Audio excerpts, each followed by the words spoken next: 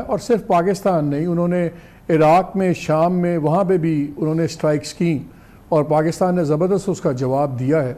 और अगर आप इरानियन फॉरेन मिनिस्टर की स्टेटमेंट सुने जो डेवोस में बात कर रहे थे, तो उससे इंडिया ये मिलता है कि वो ऐसे जाहिर कर रहे थे कि ये आइंदा भी वो कर सकते हैं। उन्होंने कहा कि जी हमारे लिए हमारी नेशनल सिक्योरिटी मुकद्दम है और यानी कि हम फिर भी ये कर सकते हैं।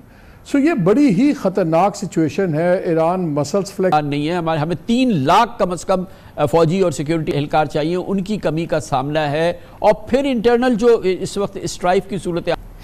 बहुत शुक्रिया कामरान साहब। सबसे पहले तो ये बात दुरुस्त है कि इस वक्त कोई आइडियल हालात नहीं है, हालात बड़े मुश्किल हैं। 70-75 साल हमारी जो फॉरेन पॉलिसी रही है वो यही थी कि एक फ्रंट अगर पाकिस्तान को ओपन इंडिया के अगेंस्ट तो हम दूसरा फ्रंट ना खोलें, लेकिन अब अफगानिस्तान से भी हमारे मसाइल हैं और ईरान ने ये जो एस्केलेशन की है जिसका भरपूर जवाब भी आज दिया गया है, और उम्मीद हमें यही करनी चाहिए कि इस जवाब के